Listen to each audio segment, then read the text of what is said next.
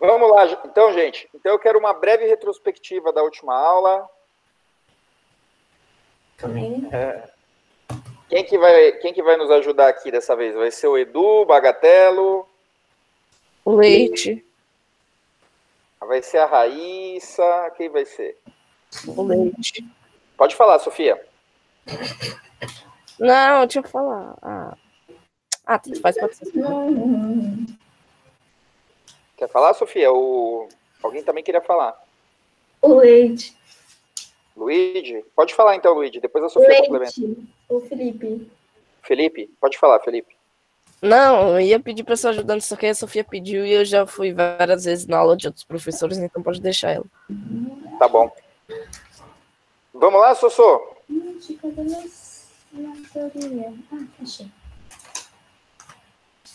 Então beleza, ela falou vai Felipe mesmo? Eu vou então. Então tá bom, vai lá, Felipe, manda ver. Tá sem câmera? Não, eu tenho câmera. Calma, deixa eu ligar. Pronto, liguei. Abre aí pra nós. Isso. Felipe, aí no seu... Eu não quero perguntar nada, não. É só sobre o negócio de ser ajudante nessa aula. Aí eu vou sim, então. Pode ser. Tá bom. Não, mas eu quero agora uma introdução, um breve resumo da última aula. 2 minutinhos no máximo. Eu? Pode ser, por favor. Eu não lembro direito das coisas. Mas você tá sem suas notas aí? Posso Olha. falar? A gente estava falando sobre... Na última aula, a gente estava falando sobre alguma coisa da moralidade, que para a gente conseguir fazer esses negócios, a justiça tem que melhorar, porque senão as pessoas boas vão ser prejudicadas ou as ruins. É que eu me perdi. Então, para a gente conseguir ter uma base do conhecimento, a gente primeiro precisa melhorar a política e a justiça. Ótimo, muito bem. No papo do chat que teve treta no chat. Não era treta, era uma discussão que tava tendo no chat. Aí eu... Ok. Marcos, quer falar alguma coisa? Eu só ia falar que a gente também tem que melhorar o raciocínio lógico, pra gente entrar em consenso. Quanto mais a gente sabe, a gente vai chegar no ápice do nosso conhecimento, e daí todos vamos entrar em uma conclusão. Muito bem. Gente, o Marcos é fofinho, né? O Marcos é fofinho, não é? Vamos bater palmas pro Marcos. Eu vou ensinar vocês a bater palmas pela internet, tá? É assim, ó.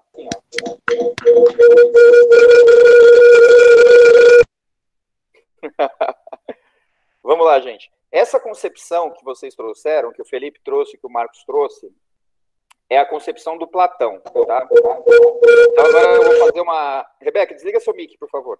Obrigado. Isso, obrigado, Emily. Sempre fofinha também. Manda beijinho pra Emily, gente. Beijinho pra Emily.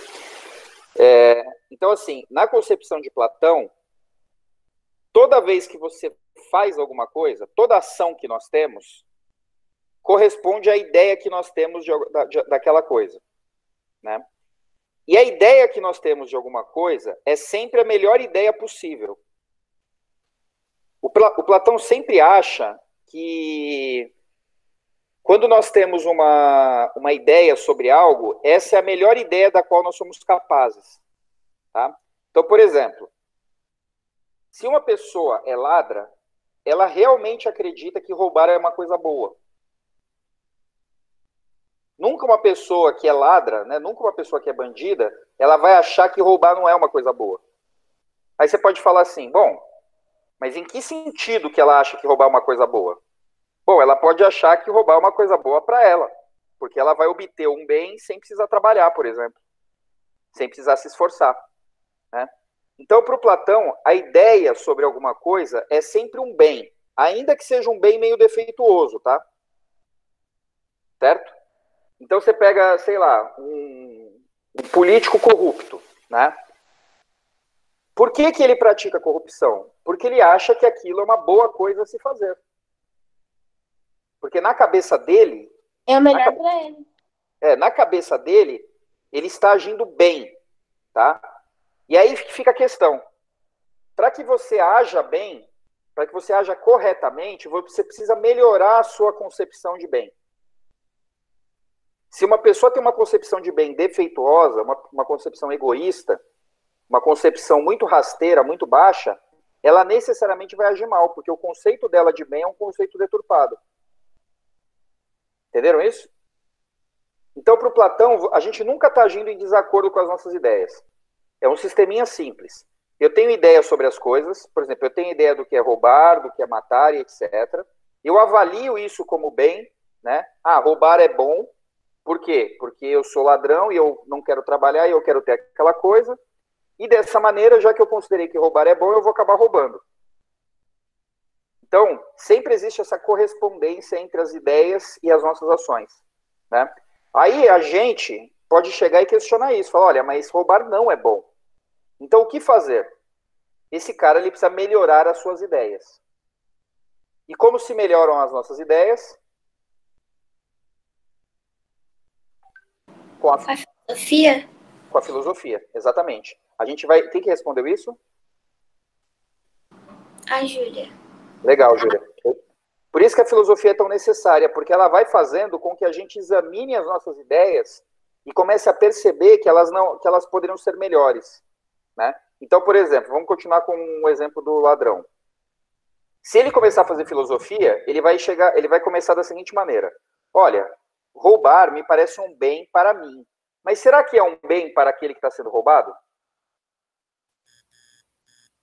Aí ele vai observar e falar assim, é um bem para mim, mas não é o bem para aquela pessoa que está sendo roubada. Então não pode ser um bem exatamente, né? Porque se é um bem para mim e um mal para o outro, então não pode ser um bem para mim, né? Nessa hora, ele evoluiu a ideia dele e o ato de roubar passa a ganhar um novo significado. Passa a não ser mais bom, e aí agora vai passar a ser mal, e aí então ele pode deixar de ser ladrão, porque ele não vai conseguir roubar de novo. Então, sempre que a pessoa melhora as suas ideias, aquela ação anterior também vai ter que ser melhorada ou abandonada, né? Pode falar, Felipe. Não, é que o Dedé, ele falou que é mais ou menos. Só que aí também não é só, não é só sobre conversar. Nossa, eu não lembro o que eu ia falar. A religião também interfere.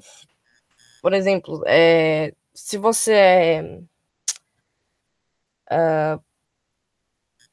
deixa pra lá. Não, continua, é importante, vamos lá. Católico, por exemplo. Se você tá roubando, você estaria cometendo um pecado.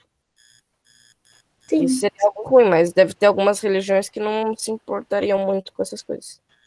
Tá, legal. Então, peraí que eu vou responder a duas questões diferentes, tá? A que o Felipe colocou e é o que algumas pessoas estão colocando no chat, como a Mônica agora, tá? Felipe, isso que você está tratando se refere à origem das nossas ideias. Então, a maioria das nossas ideias, elas foram... Sim, Júlia. A maioria das nossas ideias... Gente, quem que tá com o mic ligado aí, que tá fazendo um pé?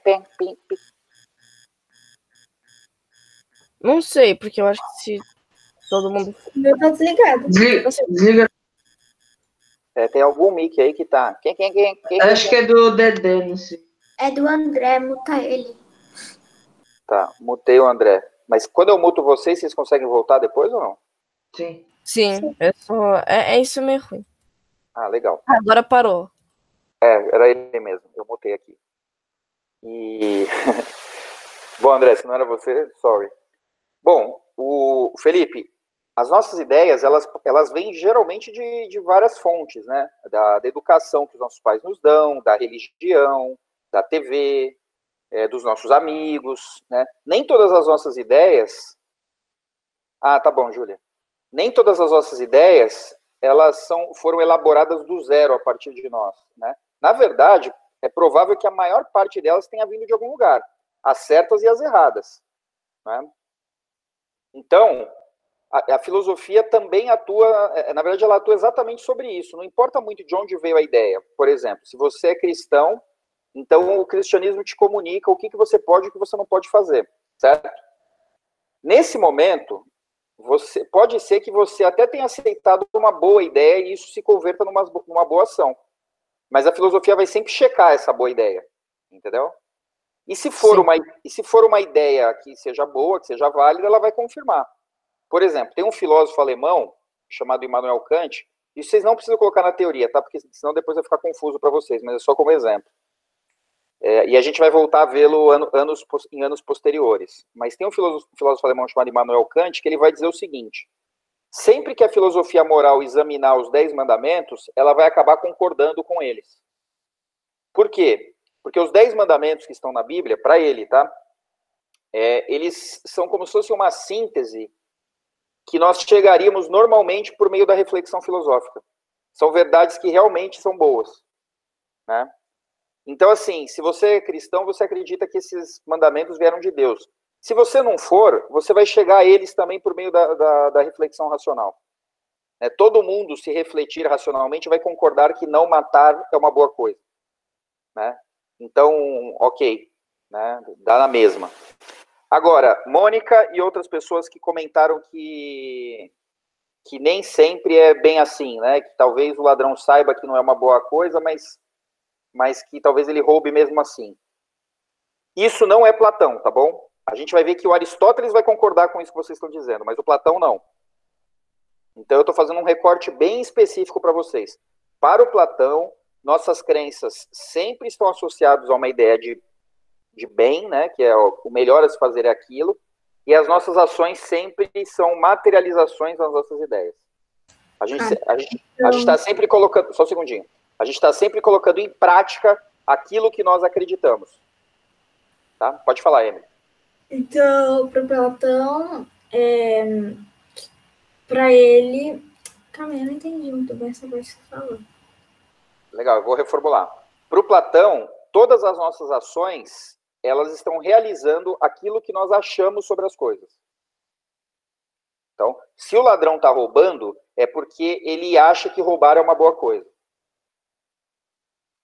E o problema todo é se essa ideia dele corresponde, sim, a um bem, considerando todas as pessoas possíveis, né? Como ele está num estado de ignorância, ele só consegue pensar nele nesse momento.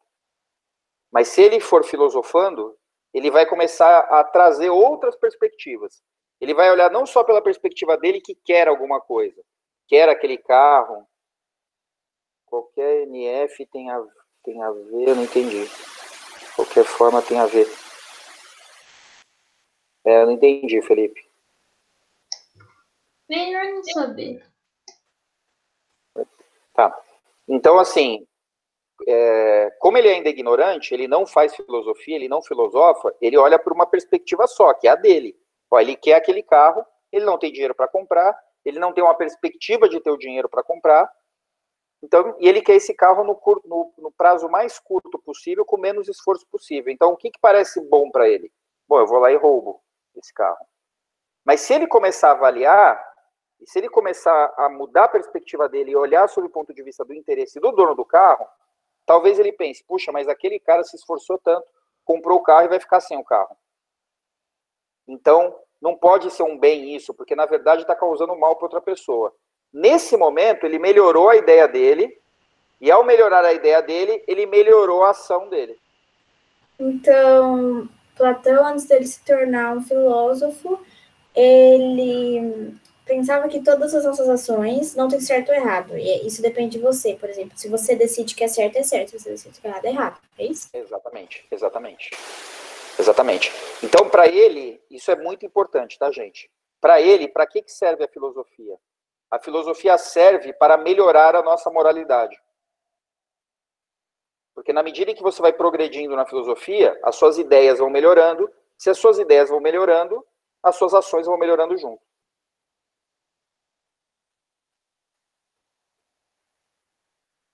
Sossô? Entendeu isso? Então vejam, gente, a questão da...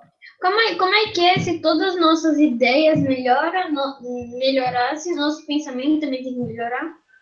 E por conseguinte, as nossas ações, Edu. Para o Platão, o erro moral, né, a ação ruim, é sempre derivada da ignorância. Então, se uma pessoa mata, se uma pessoa rouba, se uma pessoa xinga, se uma pessoa bate em alguém, é porque ela tem uma ideia muito defeituosa sobre o que é o bem em relação àquele assunto. né? Ele tem uma ideia muito defeituosa, ele é ignorante em relação àquele assunto. Agora, com a filosofia, ele vai refletindo, vai percebendo que aquelas ações não têm sentido, vai melhorando as suas concepções, e assim ele vai melhorando moralmente, as suas ações vão se tornando melhores. Até ele virar um santo, sei lá. Santo? É. Santo.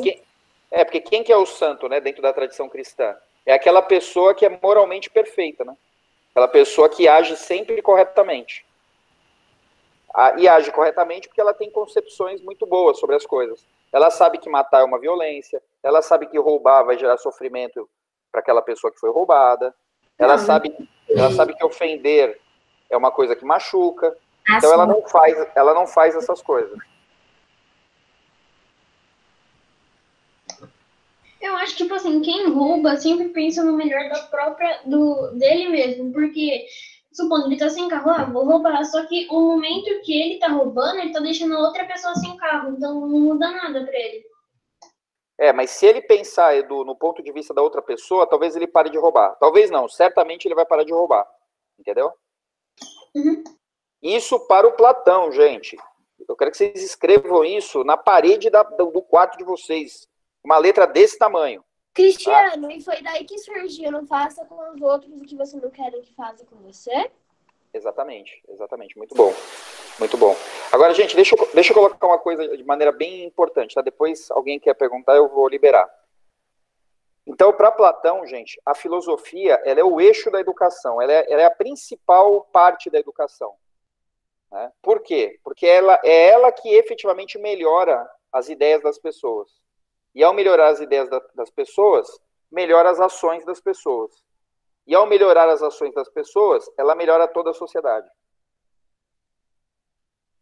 Porque, veja, imagine se todas as pessoas fossem moralmente perfeitas. Nós não teríamos violência, não teríamos roubo, não teríamos mortes, não teríamos nada de ruim. Então, a sociedade perfeita para Platão é aquela sociedade em que todo mundo filosofou a tal ponto em que as ideias se tornaram muito boas e as ações também se tornam muito boas por conta disso. Por essa razão, gente, que o Platão vai dizer, quem tem que governar a cidade, né, quem tem que governar a polis, são os filósofos. Portanto, vota em mim.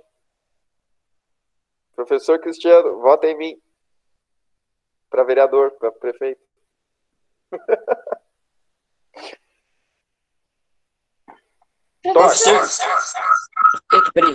Pode falar, Rebeca. Teve algum filósofo que acreditou em certo ou errado? Teve. Aristóteles, que era aluno de Platão. O Aristóteles vai numa direção bem diferente, mas eu quero que vocês entendam bem qual que é o ponto de vista do Platão, tá? Porque se eu passar para o Aristóteles, talvez vocês confundam. Então eu preciso que todo mundo agora olhe no meu olho e repita. Professor, eu entendi Platão. Professor, eu entendi Platão. Eu não. Eu entendi Platão. Eu entendi Platão. Eu entendi mais ou menos. Você entendeu Platão? Sim. Poxa, eu entendo Platão. Gente, se vocês entenderam Platão, vocês têm 2 motivos para me agradecerem e para me dar chocolate no Dia dos Professores. O primeiro é que eu resumi para vocês, em 15 minutos, o que está contido em 5, 6 livros enormes. Então eu economizei o tempo de vocês. E tempo é dinheiro, hein? Então não economizem no chocolate. Tempo é dinheiro? É o que dizem, né? Mano, ela não tá ganhando dinheiro, uai. E o segundo ponto, Emily, é o seguinte, é que vocês agora já se diferenciaram de 99,9% da humanidade que nunca nem ouviu falar de Platão direito. Então, se vocês entenderam Platão, vocês estão num seleto grupo de 0,1% da humanidade. Tá? Mas vamos lá. Como é que a gente... Sério? Ah, com certeza. Não tenha dúvida. Sai perguntando na rua para você ver. Quem sabe sequer quem foi Platão? Quase ninguém. Eu não sei. Quase ninguém. Mas vamos lá, gente. Eu vou deixar uma pergunta para vocês que eu vou deixar como uma atividade paralela, tá? Pode sim, porque eu guardo na geladeira. Eu guardo na geladeira. Gente, olha só. Para que isso fique bastante claro, eu não vou entrar no Aristóteles hoje, tá? Porque a perspectiva do Aristóteles, o que acontece? O Aristóteles ele foi aluno do Platão durante 20 anos. E no final, na verdade, na metade desses 20 anos, quando passou-se mais ou menos lá a primeira década de aprendizado com Platão, ele começou a discordar do Platão em algumas coisas. E uma dessas coisas era sobre essa questão da moralidade, né? E o raciocínio do Aristóteles é um pouco mais complexo, então eu não quero que vocês confundam, e eu vou deixar isso para a próxima aula, tá bom? Agora, o que eu vou colocar para vocês lá no Classroom? Eu vou colocar uma atividadezinha que vocês vão me responder no máximo em 10 linhas, tá? Eu vou deixar um arquivo para vocês abrirem, que é tipo um Word do Google, vocês vão abrir, já vai abrir ali para vocês direitinho. É o vai Google ter a seguinte, Docs? É o Google Docs, exatamente. Que vai ter a seguinte pergunta: por que, para Platão, os filósofos devem governar a cidade? Não, essa aí também não sei. Eu fiquei meio confuso. Legal, então eu vou agora mapear a resposta para vocês, tá? Acho que eu vou até parar de gravar, senão vocês vão copiar depois do YouTube, né? Ah, YouTube? Não? É porque eu posto a aula no YouTube depois. Vocês nunca viram? Não. Não, no Não, YouTube? nunca. Olhem nos anexos de cada aula, gente. Sempre tem o link da aula anterior dentro da atividade da aula. Eu sempre coloco lá. Para vocês revisarem. Eu tenho um trabalhinho pensando em vocês. Não termina a aula e acaba tudo não. Depois eu vou, baixo o vídeo, subo pro YouTube, posto lá. Né? Então vamos lá. Por que o filósofo... Pois não. Uma hora você, eu acho que me perguntou, só que eu tava pelo computador e eu tava sem microfone. Aí eu entrei pelo celular do meu pai. O que Tá você tinha bom, perguntado? Puxa, eu não lembro mais. Putz. Mas depois você olha no... Exatamente. Depois você olha no vídeo, tá? Que eu posto lá no arquivo da aula, tá bom? Tá. Bom, então vamos lá, gente. De maneira bem sintética, como é que vocês vão elaborar essa resposta? Então, por que para Platão os filósofos devem governar a cidade? Pelo seguinte, porque os filósofos são aqueles que fizeram um trabalho ao longo de toda a vida de melhorar suas ideias. Né? Se eles melhoraram as suas ideias, significa que eles têm boas ideias sobre todas as coisas. E se eles têm boas ideias sobre todas as coisas, significa que eles terão boas ações sobre todas as coisas. Né? Então, se eles têm as melhores ideias, eles terão as melhores ações, e se eles terão as melhores ações, eles serão os melhores governantes. Porque o bom governante é aquele que sempre age de acordo com critérios de bondade, de justiça, de bem comum, olhar o interesse de todas as pessoas. Entendem? Entendeu, Emily? Vamos pensar pelo contrário, tá? Vamos pensar uma pessoa que não é filósofa, uma pessoa que é ignorante, tá? No conceito do Platão. Ela acha que tem boas ideias sobre as coisas, mas as ideias dela são muito parciais, são muito particulares, né? Se essa pessoa tem ideias ruins sobre as coisas, ela terá ações ruins. E se ela for governante, como governante, ela vai ter ações ruins. Então, ela necessariamente vai estar inclinada à corrupção, ela necessariamente vai tomar ações ruins em relação às pessoas, ela não vai conseguir avaliar bem os problemas, né? Ela vai sempre olhar o interesse próprio, ou o interesse dos seus amigos, ou da sua família, ou daquelas pessoas que estão próximas a ela, no poder. Por quê? Porque ela tem sempre essa ideia particular sobre as coisas, ou vendo o interesse dela, ou dos amigos, ou da família. Né? O filósofo, o que é a filosofia? Né? É você sempre ir vendo por outras perspectivas o interesse de todo mundo. E assim você vai criando uma ideia mais abrangente sobre as coisas, uma ideia mais complexa. Né? E assim você consegue se conectar melhor com o bem comum. Então, por exemplo, se o filósofo tiver que decidir sobre, sei lá, sobre a punição a um criminoso, por exemplo. qual é a melhor punição ao criminoso, né? Ele vai, com certeza, conseguir ponderar bem se o crime foi muito ofensivo, se não foi, se a pessoa pode se recuperar, se não pode, se cabe uma pena mais dura ou não. Por quê? Porque ele é uma pessoa sábia. Então, ele tem um critério de justiça melhor, e aí você pode confiar na sentença que ele vai atribuir ao criminoso. Então, é sempre essa relação. Se você filosofa, você melhora suas ideias. Se você melhora suas ideias, você melhora suas ações. Melhorando suas ações, você se torna uma pessoa mais capacitada para governar. Entendeu? Sim. Legal. Agora, gente, não se preocupem. O que eu preciso é sempre o seguinte, que vocês estejam engajados na aula e que vocês façam os registros adequados para fazer uma boa atividade. Essas atividades, o que eu faço? Eu leio, e se tiver alguma imprecisão, ou se tiver mesmo errada, o que eu vou fazer? Eu vou comentar e vou pedir para você reelaborar, seja toda ou seja só uma parte, né? Então eu sempre vou lá, leio e falo, olha, isso aqui não está legal, o ponto de vista certo é esse, aquele. Então, o importante aqui, a atividade não é um teste para saber se você sabe ou se não sabe. É para saber o quanto você sabe, e se tiver algum probleminha, a gente corrige nessa devolutiva. Tá bom? Porque aí, quando chegar o momento da prova mesmo, a prova com P maiúsculo, aí vocês já vão estar preparados. Tá bom?